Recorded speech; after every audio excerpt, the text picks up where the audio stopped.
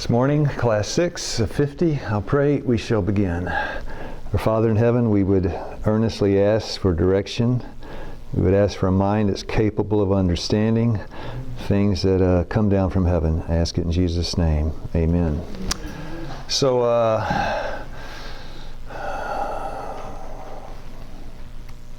there it is. It's easy to lose your simplicity.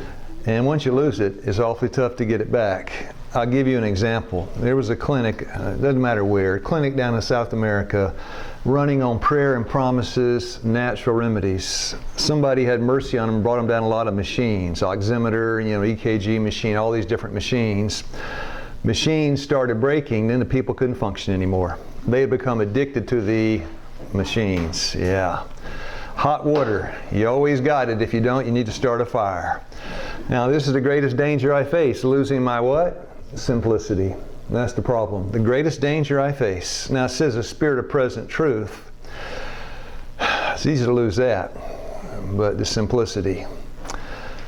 Ooh, Brother David, you want to read that? I saw that an institution established among us, the greatest danger would be of its managers departing from the spirit of the present truth and from that simplicity which should ever characterize the disciples of Christ. Yeah, that's it. Don't want to lose it. That's my greatest danger. Lipid profile, also known as a lipid panel. A lot of people look at those words and don't have a clue what it means. They need to be informed. You need to have a lipid panel made simple. And this morning, we're going to take a look at lipids with the intention of studying gospel health evangelism. The book of Proverbs. Now, simple question. How do you appropriate the wisdom in the book of Proverbs? Try to be simple in your answer. I said reading and doing. Yeah, I was going to say believing. Same thing. Yeah, by believing it, by reading it, by doing it. Then you've got it, right? I read it, I believe it. Proverbs 3:6, in all thy ways. I've got it. Once you believe it, you got it. And until you believe it, you don't have it. Is faith simple? Yes. Is faith easy? Maybe not easy. So let's take a lesson from Proverbs. Again, the context, health evangelism. Is it good to have gold? I don't know. What's better though? Wisdom. If you're in the cancer ward, you're about to die, cancer's metastasized all over your body, would you give all your gold to get well? Mm-hmm. Health is better than gold. Right? Right? Amen. Yeah, it is. To get understanding rather to be chosen than, so give me understanding over silver.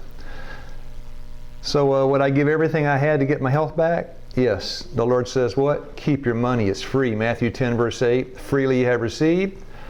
Well, he's not talking about the health message. Well, dear friends, sure he is. Read the first part. Sister Nicole, want to read the first part? Heal the sick, raise the dead, cleanse the lepers, cast out demons. Freely you receive, freely give. That's it, talking about the health message. We got it free, and we should give it for free. I was in the Virgin Islands. I was inside a corporate office building. I was going there with another brother to see someone for it doesn't matter why. I'm leaning on the receptionist desk, and I look at her and start talking about, what's the subject? Not Daniel. Health. And then she says she has diabetes. And I said, well, diabetes. And the guy kicked me under the table. By the thing, he kicked me. I looked at him. I started talking about diabetes again. He kicked me. He told me later, never tell them anything until they fill out the application. And that's where it tells you how much it's going to cost you to get a counsel. I looked at that brother and I thought, missed it, man. You missed it. Now, I don't want to miss it this morning. The bedrock of our health evangelism work is Proverbs 26:2. That's it. This is the foundation we build upon. If there's a curse, there must be a what? Well, how do I prevent, let's name some, prostate cancer for me. How do I prevent prostate cancer? The Lord says, Isaiah 1:18, come now, let's reason together. I got a credible plan, right? It makes sense. You can trust it. Let's reason together. Now, this is an ASI meeting that was, a few years ago. If you look around, you'll see Jonathan and Darlene. You know, we're at the booth. There was Joanna. She used to work here. There's Jonathan out there talking. There's Darlene. We got some soap we're trying to sell, talking about health. Now, day before yesterday, we had a lady, Jerry, leave our program. I have their permission to use their names and tell their story. She came with debilitating depression, completely pessimistic, completely negative, saying she had no hope and she had no help. And I knew she came to the right place, not because of what we do, but what God can do. And God took that woman and changed her life completely. She walked out of here yesterday of our program filled with hope, filled with a positive attitude, rejoicing in the Lord when? Always, and again I say what? Rejoice. And she found something to rejoice about. She found a Savior. In spite of the weak human agents, she found the Savior. Now, when I met my wife, she's also a Buddhist. We had a lady call, and she said, you have a morning and evening devotional in your program. She said, I'm a Buddhist and I don't want to come. I said, well, that's fine. We offer it, but it's optional. So she came, and as we did the first morning devotional, she's standing out in the foyer, but I can tell she's listening. You know, the message we have reaches past the outside because Buddhist, Hindu, atheist, Jainist, whatever you are, you have a body and you have health issues. So when we say things like Proverbs 26:2, the curse doesn't come without a cause, that woman's ears perked up. You can't prevent breast cancer unless you know the cause. So we began to reason from cause and effect, and she was drawn into the worship. She came to all our worship services, and when she left, that woman was baptized away from the Buddhist into the Seventh-day Adventist Church. And just over and over and over. We've run our facility, from time to time, we've run our facility from people that came in and got an experience with God. Now, I think there's a stigma attached to, you know, people that drink, smoke, and take drugs. Not in the eyes of God. You agree? Not in the eyes of God.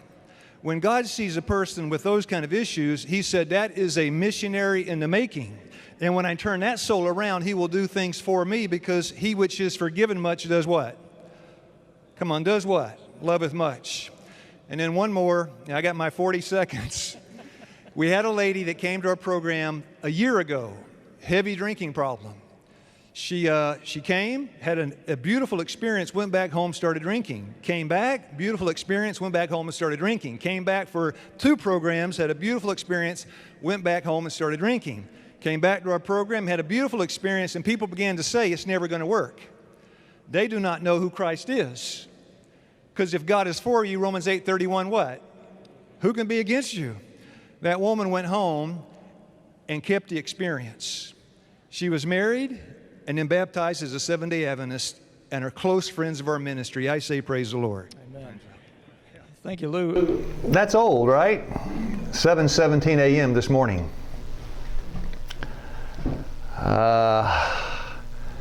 Volunteer. Let me try first. Good morning, Lou. 7:17 this morning. Hope you and Darlene are doing good this morning. I had to come to the hotel early yesterday because my truck is in the Volvo shop here in Baltimore. To put it briefly, there's a leak that is going on the top due to some kind of back pressure, and so what's causing the overflow compartment to overfill. I just walked 20 minutes on a treadmill. I haven't gone inside a hotel workout room in a very long time. I didn't know if I ever told you, but I have what's called anterior pelvic tilt as a result of the years of driving. I'm correcting it on my own by watching therapists demonstrate how to correct it. Along with the lifestyle changes, I seem to be looking thinner. I'm totally blown away that I am completely off of coffee and all medications. I have to tell you, I do miss my coffee. Hopefully missing it will diminish. I'm going to talk with my wife, have breakfast, and then start listening to the Desire of Ages. That's it. And that is this morning. The Lord bakes bread, but He bakes new bread every morning. Yeah. Our subject this morning, it's not pelvic tilt. It's now, talking to David and the thing yesterday, I thought cause and effect. They're going to put that back in for this morning because it is important. Subject came from our lecture yesterday, cause and effect. Now, there's the flashlight won't work. Could be many causes, right? There's a few. The battery's dead. There could be many causes. The lady just fell and broke her nose. What's the cause? untie the shoes. Shoes are untied, right? Cause and effect. The effect often is what we see. Lung cancer is an effect, many effects, right? But there's a cause. And if you don't address the cause, you don't fix the problem. Smoking is an effect. The cause, number one cause of smoking is, lung cancer is an effect. Number one cause of lung cancer is smoking. Smoking's the cause. So if you want to get well in your lungs, what do? Not smoking. That's it. That's very simple. Now, I said last night, magic pill. Everybody wants one. You want an easy way to get well or to stay well, don't we? Come on, admit it, right? Yeah. Case closed. On that right, you want to look like her? You want to lose 12 pounds in a month? All you got to do is what she does. What does she do? Eat asparagus enzymes. What does she do? On the cleansing tea. What does she do? I mean, on the left, get slim, drink detox. I got to go in close with this. Detox tea. They just found out Triscuits stop stress, and I can't even read all the rest. Ayurvedic thyroid cure, cute cake pops, Easter fun, and once you open the magazine, it's all downhill from there. People are looking for a, who'd like to say it, quick fix. Well, dear friends, this morning, our subject, I'm ready to start, class 5 of 50, number 6, the numbers don't lie. Numbers don't lie. 2 plus 2 equals 5. The numbers didn't lie. The man that wrote it was a liar. Do you agree? That's bogus, and anybody would know it, right? Numbers don't lie. But you got to know how to read the numbers. You have to know how to interpret the numbers. Well, your doctor says my cholesterol is through the roof. What is cholesterol? How high should it be? What's a triglyceride? What's an HDL? What's a lipoprotein? Or some say lipoprotein if you're from the north. You know, what is it? Well, remember, the numbers don't lie. Those are the numbers of, that's the heartbeat of Wall Street. Every now and then, Wall Street has a heart attack, right? Yeah. Don't they? It's in the numbers. It's a meltdown up there, you look at the numbers, right? Boom, there it goes, Black Tuesday. Dow Jones says what? Call 911. I'm just saying, you got to know your, finish the sentence, numbers. So when we're talking about comorbidities, I mentioned something called metabolic syndrome. Now I'd like to look at metabolic syndrome used in the context of health evangelism.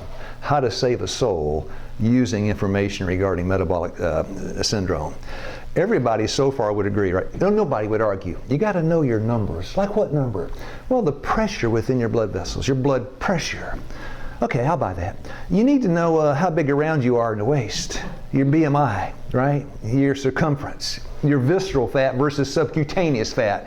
I'll buy into that. Your blood sugar, right? When it goes sky high, it means the glucose is in the bloodstream instead of the cell. You got a metabolic mess. It could kill you. You need to know your numbers. Well, okay, cholesterol, what's that?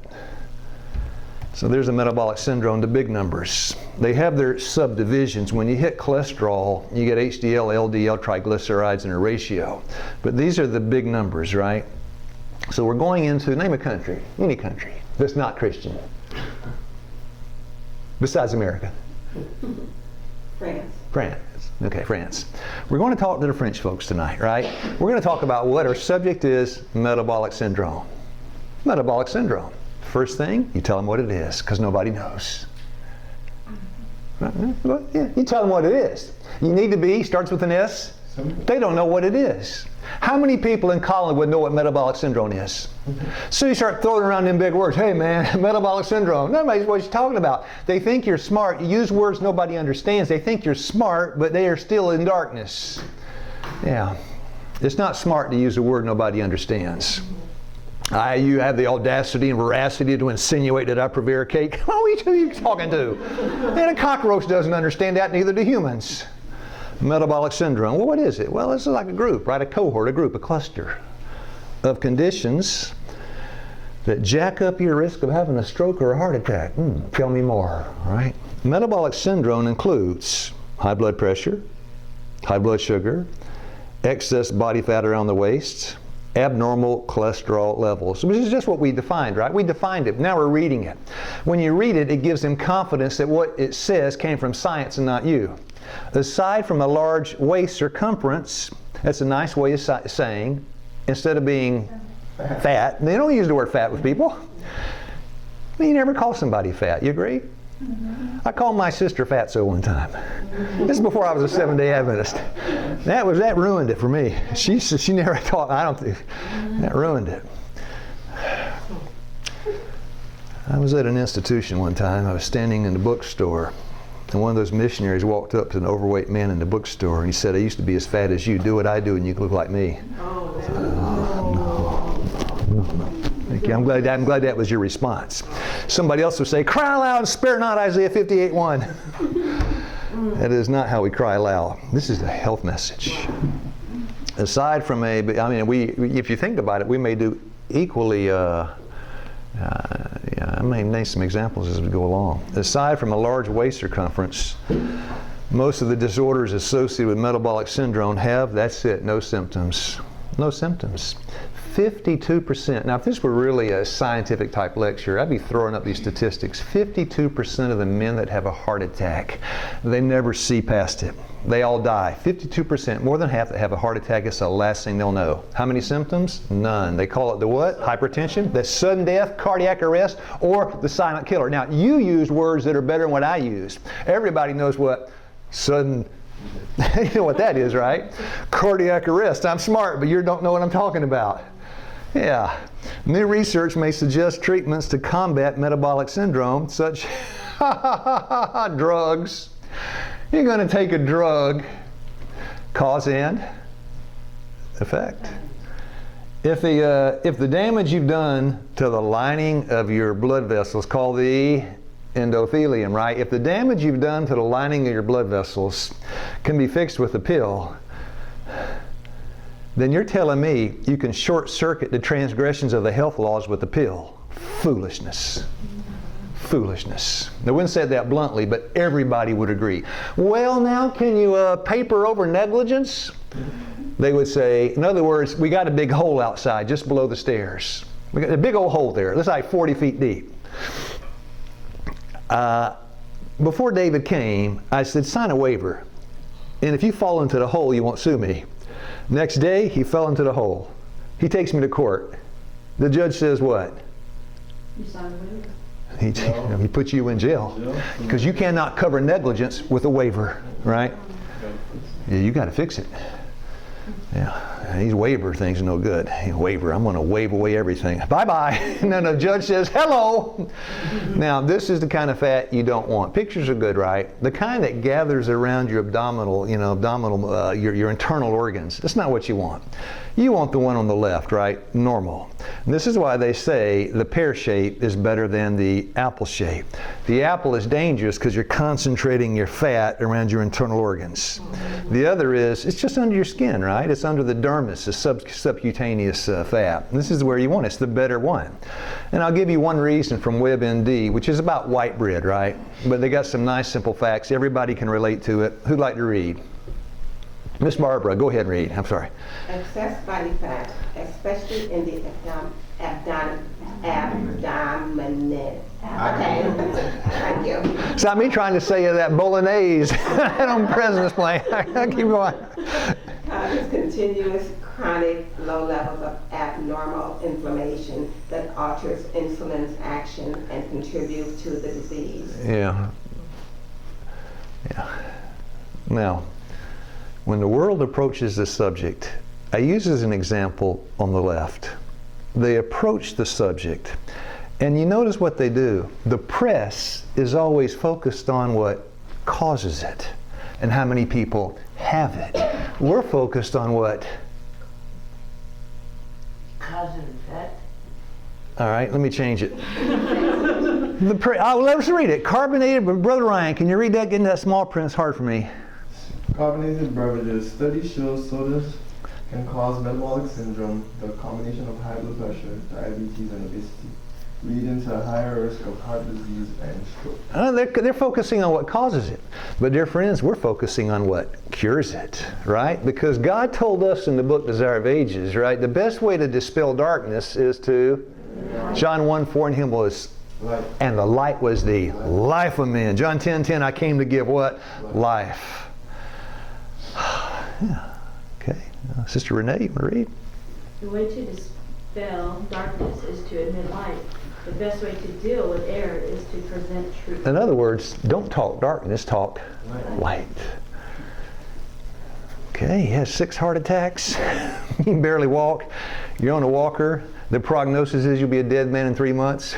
You came to the right place, right? Didn't he? Yeah.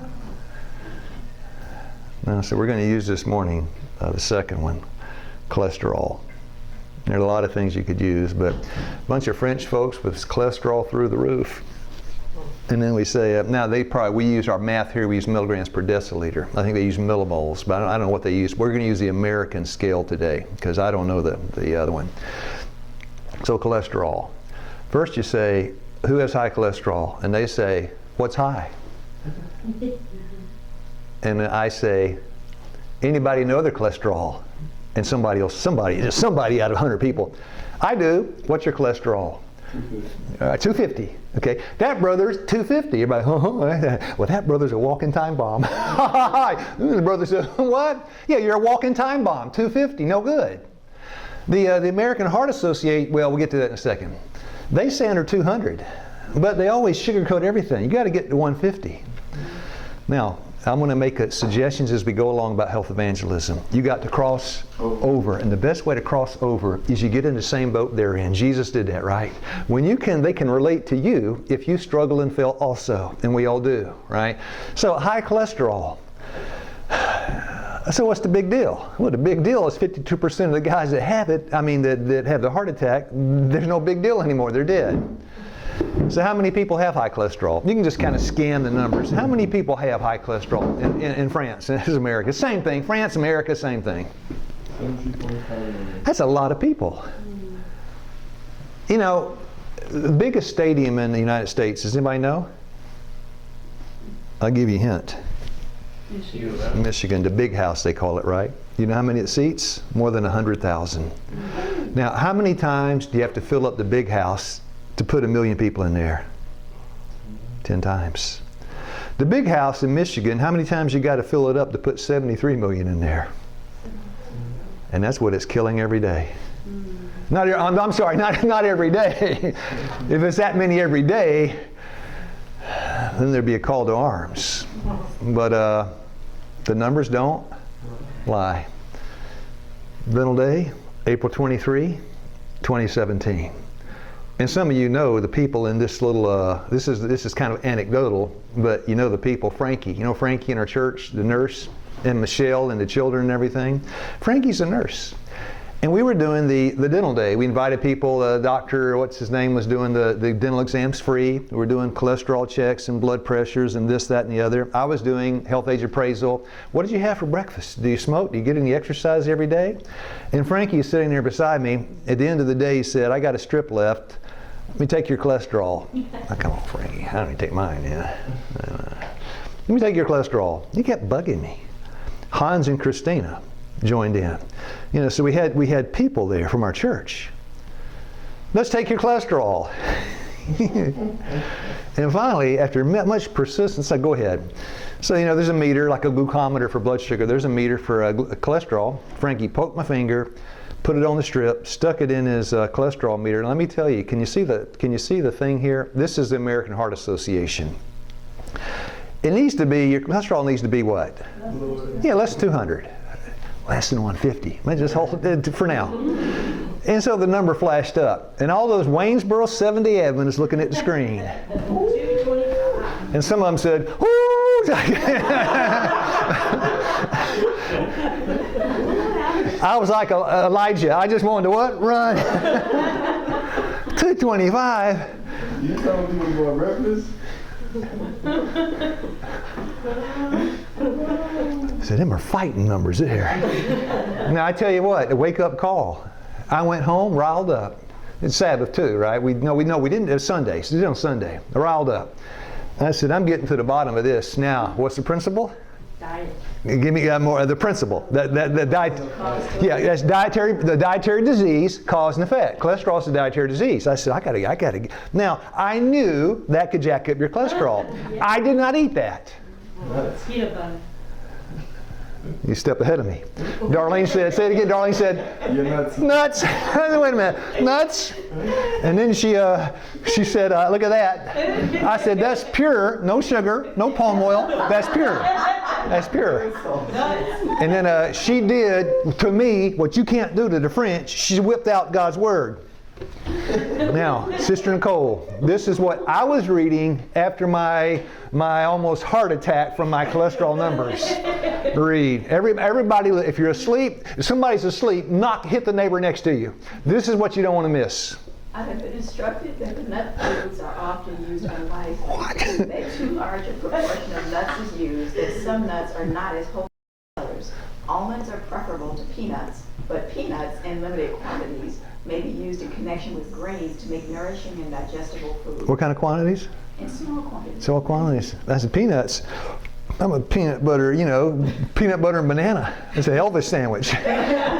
Sister Nicole, it doesn't stop there. Nuts and nut foods are coming largely into use to take the place of flesh meats. With nuts may be combined grains, fruits, and some roots to make foods that are healthful and nourishing. Care should be taken, however, not to use too large a proportion of nuts. I read that. Darlene reasoned with me for a while, and I said, God, I was serious. I said, I am done with nuts. Now let me make a suggestion. Hypertension, diabetes, all these things, numbers respond very quickly to your actions and choices. They do. I said, I'm done with nuts. I don't see another nut. 3 weeks went by.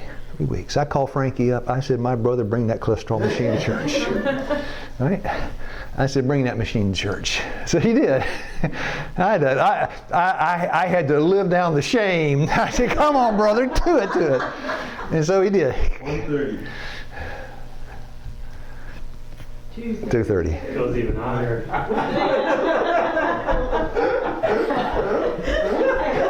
And Hans was saying, just like you. Face turned red. Now, finish the sentence. Blank doesn't lie. Numbers don't lie. You got to know your numbers. No. David, Frankie, do it again. Get a different machine. 2:30, 2:31. It's getting worse, not better. Now, you got to understand the vocabulary. Atherosclerosis. That's a hard one to say. Atherosclerosis, right? This is a buildup of plaque in your blood vessels, right? What is plaque? Plaque's a combination of primarily saturated fat and cholesterol, fibrin and calcium, some clotting. There are different things in plaque, right? But know your numbers. Cholesterol. Now we begin. And then we solve some mysteries. HDL plus LDL plus 1/5 your triglycerides. That's what cholesterol is. In case you didn't know, like you say 200, that's HDL plus LDL plus 1/5 your triglycerides, 200. That's what it is. Notice you want all the numbers to be low, don't you? All the numbers to be low except one. Which one? Your LDL? And, No, your HDL. yeah. Now you want that one as sky high as you can get it, right? Everything else on the left, HDL, higher is better. Everything else, lower is better.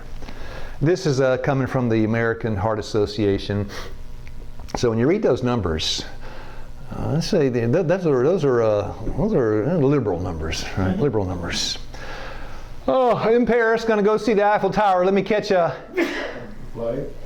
Now, I'm in Paris, going to the Eiffel Tower, 14 blocks away. Let me catch a what? I'm rolling in dough, right? Taxi. Now, proteins do a lot of things in your body, don't they? Mm-hmm. Right? It's when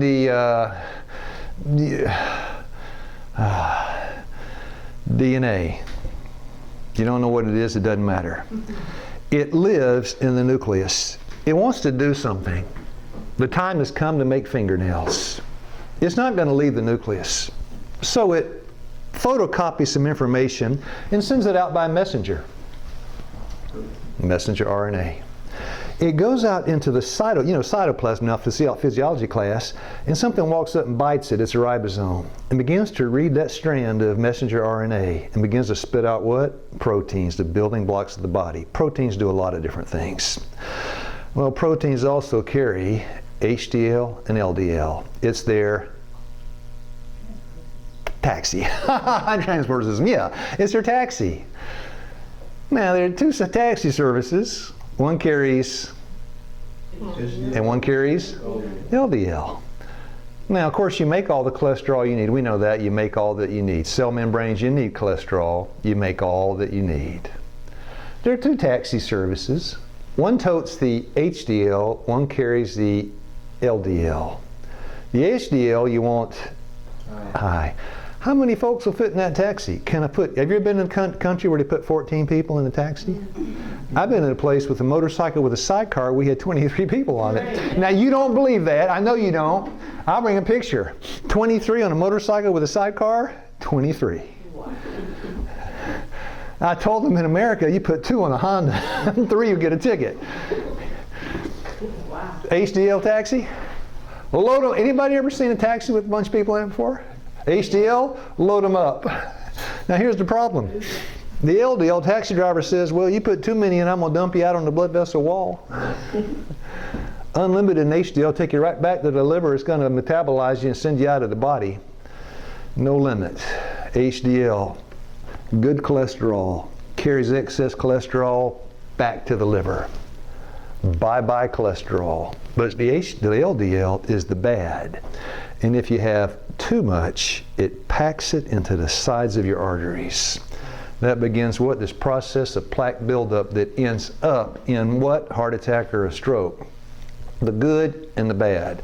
Don't squeeze 6 folks into the LDL taxi. You won't get very far. Now, triglycerides. Triglycerides, blood fat. There's fats in the blood. That's what it's blood fats, right? 2 kinds of cholesterol, 2 kinds of lipoproteins, HDL, LDL, and you got triglycerides. You add them all together, 1/5 of the triglycerides, that's your overall cholesterol. Who would like to read? Sister Joanne. Triglycerides are the chemical form in which most fat exists in food and the body. Along with cholesterol, triglycerides form plasma lipids. Excessive triglycerides in plasma have been linked to the occurrence of coronary artery disease. Yeah. Too much fat in your blood? Yeah. Heart disease. So there it is. So I'm taking my notes now. I say, under 150 is good. Then I got my HDL. Then I got my... now, of course, notice in this man, I didn't write this. This is a photograph. Borderline high, 150 to 199. Your cholesterol needs to be under 150 based on what? You'll see it in a second. High, 200 to 499, over 500, you're in trouble. Now, this Framingham heart study is the biggest prospective cohort study I think ever done on planet Earth. They've been following this group, I think they still are, for decades, looking at men and women getting heart disease and all the factors involved. And after, I don't want to say how long, it's a huge study, long study. Nobody with a cholesterol under 150 ever had heart disease, heart attack or stroke, nobody. They said, in other words, you're bulletproof if it's under 150. Now this is triglycerides, this is not overall cholesterol. But you notice that the coronary heart disease risk goes up as your triglycerides go up. And this is the kind of thing people like to see. This is science, right? You want low triglycerides, you want low LDL, you want low overall cholesterol. HDL takes the cholesterol out, you want that high. It's very simple because that is the result. Low density lipoprotein packs it in the side of the blood vessel. The high density lipoprotein, away it goes. Now we do the math. It's good to get people involved, everything interactive. I color coded the numbers. An example, you tell me. LDL is 100. HDL is 60. Triglycerides, 150. What's my overall cholesterol? You're around 60 or something. Okay, do the math.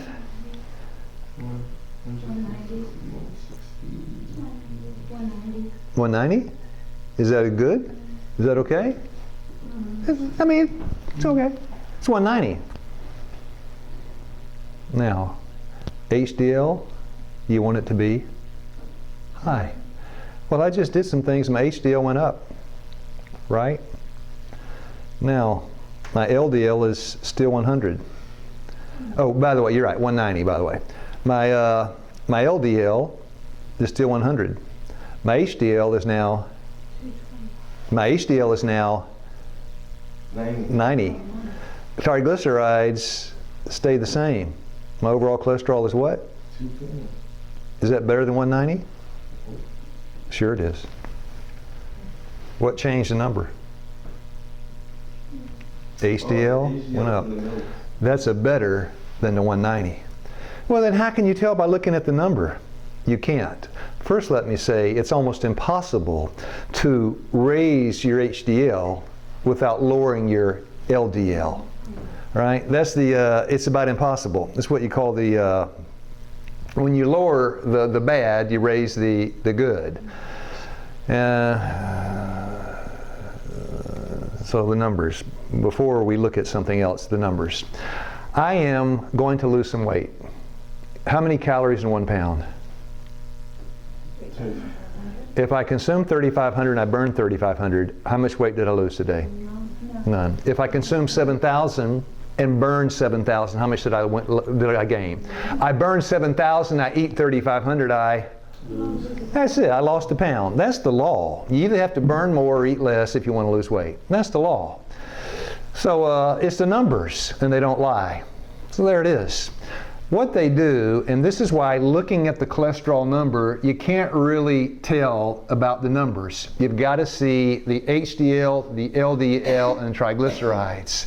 And the true number is what they call it the ratio. And I just took this off of something. It's the lipid panel, right? You get all the blood work, the lipid panel. To calculate your cholesterol ratio, divide your HDL. Now, if somebody is in there healthy and bored, that's fine. But somebody that's got cholesterol 550, they're interested in this kind of thing. You know, they're injecting themselves with glucose twice a day. They got metabolic syndrome. They're interested in this kind of thing. That lady that was the Buddhist talking about breast cancer, she was interested. We got the hook. The fish they bite when they're sick. Calculate your cholesterol ratio, divide your HDL into your total cholesterol. An optimal ratio needs to be less than 3.5. A higher ratio means a higher risk of heart disease. So the ratio, I did it right, total cholesterol 180, HDL 60, 180 divided by 60 equals 3. Is that a good ratio?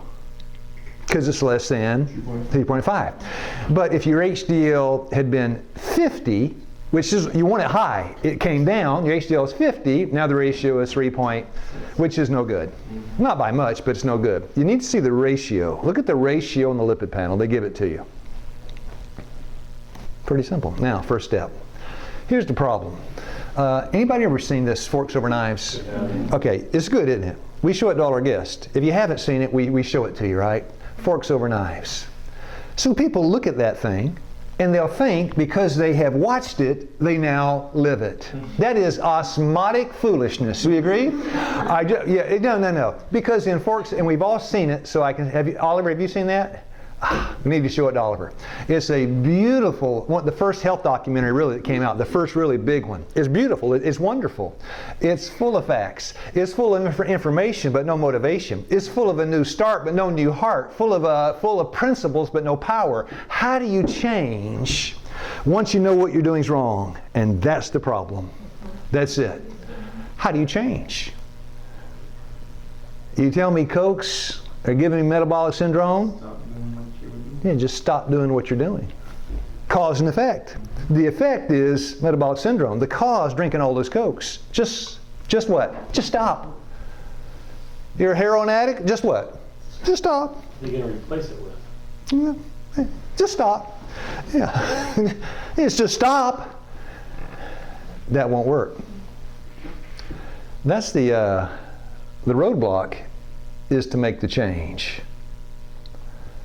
And you may know John 1:12, as many as received him he gave power, but they don't know that, we'll say. and you can't bring it out yet. In the first lecture, how do I change? You can't bring out John 1:12, bunch of French atheists. Not yet, right? Not yet. Can't bring that out. The first step in lowering your risk of heart disease and stroke, this is what the world says, first step. This is the first step. Lowering your risk of heart disease and stroke is to understand which fats raise LDL cholesterol and which ones don't. I'll tell you, I'll rephrase that in a Christian perspective. Some people don't know, and some people don't care. And you don't know which ones, here we got the French audience, right? You don't know which ones don't know, and you don't know which ones don't care. So in order to reach one, you have to give it to all. Ecclesiastes 11 verse 1, cast your bread on how much? All the waters, and comma, after many days. That's a commitment from the health evangelist, long-term work. Does it take a while? This brother, I read this thing to you today, I've been talking to that guy probably for I don't know how many months, month after month after month after month after month after month. I thought, this guy won't listen. He's not taking it serious. Called me 3 months ago and said I got diagnosed with prostate cancer. Okay. What do I need to do? Okay. Well, give up the long-term commitment. From them or from the health evangelist? Both. Your body naturally produces all the LDL cholesterol you need. Now, if you notice, between all the lines of this secular writing, it's God coming out, eat the food the way God made it. God made your body the way it is God all the way through. When you do it God's way, natural way, the creation way, it all works. Many food companies prefer to use trans fats. You ever wonder why trans fats were so big? The government's coming down on them now. Why were they so big? It was cheap. Number one, cheap. That's always first, right? If it ain't cheap, no, it's cheap. Number two? Tastes good. Yeah. Number three, and they give you some of the reasons. Extends shelf life. Number 4, number 5, number 6. Many food companies prefer to use trans fats instead of oil because it can reduce cost, extend a product's storage life, and improve flavor and texture. The process is to bubble hydrogen gas through vegetable oil, which changes the chemical structure, turning some of it into trans fats. It takes a liquid and makes it a solid. Yeah. And this is the Mayo Clinic. Trans fat is double trouble for your heart health, but this is a picture that you do not find on the Mayo Clinic. Sister Lee, you want to read? Trans fats raise your bad or LDL cholesterol levels and lower your good cholesterol. Pause. Inverted seesaw effect. Anything that raises the good lowers the bad. God will not give you something that knocks you both ways. This is good and bad. God says, no. I'm sorry, now from the beginning. I'm sorry. Trans fats raise your bad cholesterol levels and lower your good cholesterol levels. Eating trans fats increases your risk of developing heart disease and stroke. Okay. And then from Healthline. Sister, keep going, Sister Leah. Trans fats are a form of unsaturated fat. There are 2 types, natural and artificial trans fats. Natural trans fats are formed by bacteria in the stomach of cattle, sheep, and goats. These trans fats make up to 3 to 7% of the total fat in dairy products, such as milk and cheese, 3 to 10% in beef and lamb, and just 0 to 2% in chicken and pork. Do you have trans fats in animal products? Well, yes, but they're natural. Yes. Are they good for you? No. Trans fat's a trans fat, right? No, trans fat's a trans fat. Trans fat's a good fat. No, trans fat's a trans fat. Keep going. On the other hand, artificial trans fats are mainly formed during hydrogenation, a process in which hydrogen is added to vegetable oil to form a semi-solid product known as partially hydrogenated oil. Studies have linked consumption of trans fats to heart disease, inflammation, higher LDL cholesterol, and good HDL. Thank you. Matthew 10, verse 16, need to be wise as a serpent and harmless as a dove. So now, you French folks, let's start reading labels. And let's read the labels. I don't see any trans fat in there. Hydrogenated or hydrogenated, however you want to say it, or partially, that is trans fats. But the thief is coming in the form of milk fat. It's not the hydrogenated fats. So there it is. Number 1, you got white flour, and you go right on down the list, right? In the end, you got salt, high fructose corn syrup, which is the cheapest, most unhealthy sweetener on planet Earth. And there it is. So what's in the box? Then the French people say, death. Isn't that great? Yeah, they see it. it's one thing to know. My father did not know. He was a smoker, died of lung cancer. He did not know back in those days, you know what they were advertising back when my father was a young guy? Yeah, it was good. The doctor smoked. Get a Camel, it's good for you. That's one thing. But today, to know, this cigarette's making me dead while I make Philip Morris rich. Yeah, they're making you dead, you're making them rich. That's enough to raise up a man and make him think twice, isn't it? Yeah, you read these things, it's a good idea to check the box. And if you don't go to McDonald's, you might live longer. Why? Now, you know what do these have in common?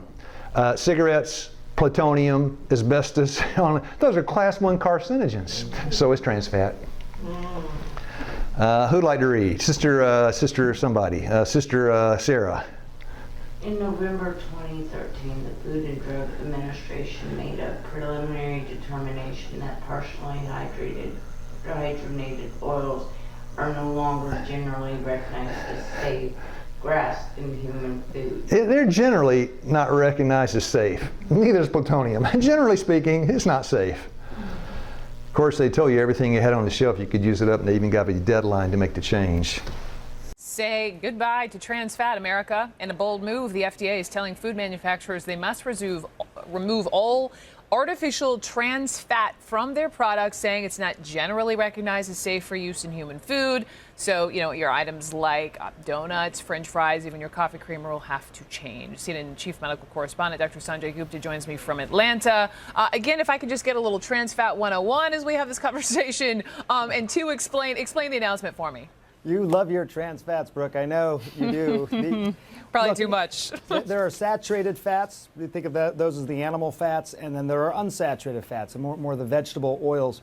Saturated fats have long thought to be bad for you, and part of the thinking behind the saturated fats being bad for you sort of created these artificial trans fats. The industry said, look, okay, we won't use saturated fats anymore. We'll start to use these sort of partially saturated, if you will, fats. And those are the trans fats. They've been around for a long time. And it was interesting. It was sort of why people started using margarine, for example, instead of butter. I won't use the saturated fat stuff. I'll use the trans fat stuff. And we now know, and I think that's in part what's been happening for some time now, we now know those trans fats are probably worse than the fully saturated fats all along. That the margarine was probably worse than the butter all along, which is why coronary heart disease and heart attacks and all that have continued to go up in men and women for the last 30, 40 years. So this has been something that's been a long time coming. So it's been a long time coming, but correct me, I mean, doesn't New York already have, anti-trans fat laws and other countries do as well? Yes, they do. In 2006, 2007, New York essentially banned these artificial trans fats. And other countries, Denmark, being one of the big ones, did this as well back 12 years ago now. And so because it's been that long, you start to see, for example, in Denmark, some of the impact. You do start to see a decrease in people dying of heart disease. So you can't. It's not a direct cause and effect, but they're pretty confident that the trans fats have increased the likelihood of heart disease, and banning them, getting rid of them, will do the opposite. So you pour on the science, right? You notice everything is science so far. Rocks are crying out. And butter may be better than Crisco. Anyway, and Neil Barnard weighs in. Brother Oliver, you want to read? Oh yeah. Bacon is a class 1 carcinogen. As sure as we are that tobacco causes lung cancer, we are sure that bacon causes collateral cancer. Yeah. Well, fake meat. You read the label on it? Lord have mercy. Booze, bacon, and birth control pills. What do they have in common? Class 1 carcinogens. Now, back to, I'm done, except back to that 2:30. Break it down for us. Yeah. I didn't eat butter. David, I didn't eat butter. HDL's at 500. Wait a minute. Now I'm going to. Now, yeah. Thank you. David's helped me. I love him. So butter, right? But I didn't eat butter. 2:30, shamed in the Waynesboro church. I went home. I said, I'm done with this. No, I'm serious. I was like a raging bull. I said that cholesterol is done for, and I started thinking cause and effect, right? God said, it's a law. Numbers don't lie, and my number's not lying. And God said, oh, what you mean? Oh, looky here, and that's what I saw. Granola. Coconut. Thank you. Trans fat. Yeah. Thank you. In fact, there are only just a couple of plant foods that are high in saturated fat, and coconut happens to be one of them. Those little white flakes in there, that's coconut. Now, I don't know if you know, but coconut is 92% saturated fat. Darla said, you eat a lot of coconut. I said, no, I did eat a lot of coconut. No coconut. Then at Wildwood, I get free medical benefits, so I was going to get my cholesterol checked over there. This is like 2 weeks later. I'm going to blow it up so you can see it. And that's Quest. Quest does the diagnostics in 56. And then next time around, I got the military. It gets free. And this is the last time I went. This was Scales on 47. Mm-hmm. Yeah. A ratio 3.3. So I was good on the ratio. That's after the coconut? This is after I stopped the coconut. So got the cholesterol. Now, wait. If your cholesterol is 156, you can't hardly have a bad number. You got a bad number, it's going to push it up past that. Mm-hmm. Now another few weeks went by, and this is the VA down here in Florence. I'll blow it up. VA chemistry. Yes, sir. 133. Now somebody. Coconut nuts. Somebody. No, I started eating the nuts again. I ate the nuts this morning. Walnuts, moderate. Walnuts, pumpkin seeds in my granola this morning. But no, coconut. Now, I ate a little peanut butter. No, I ate a little peanut butter. Now, somebody in the audience always will say, I thought coconut was good for you. I heard coconut can stop dementia. I heard coconut. Oh, just the facts, ma'am. I stopped eating coconut and my cholesterol took a nosedive. So if you have high cholesterol, you might want to consider taking coconut out of your diet for 2 weeks and then check your cholesterol. You might want to just, that's sound reasoning, nobody would object. And so I got back, I went to Wildwood. Now I stopped the coconut. Then I went to Wildwood, and then I got the results by the email to me. I thought, okay, the big moment. I looked at it. Boom! 156. Yes. There's a picture of me. Yes. Yes. And then I started back on the nuts. Easy does it. Went down to the VA. Last time I had it, whether the date was on there, it wasn't long ago. 133. I said, yeah. And that's it. Now you finished that kind of lecture. And how many people will come up and talk to you after that? Out of 100 people, probably 75. And they want to talk about what? Cholesterol or coconut. Or what about olive oil? What about olive oil? What about? I say, what about it? And it breaks down the barrier. And then you can what? Cross over. But it's that simple. Isn't that great? 133. I say, and Darlene said, it's just 133. I felt relieved. Isn't that great? Yeah, I'll pray. Father in heaven, the plan, it never fails. Cause and effect, it's godly reasoning. There's got to be a problem. A cause for every problem. Thank you for your mercies. I just thank you for the health plan, the health message. And bless us as we try to pursue a course that would fit us to be world-class health evangelists by your grace. I ask it in Jesus' name. Amen.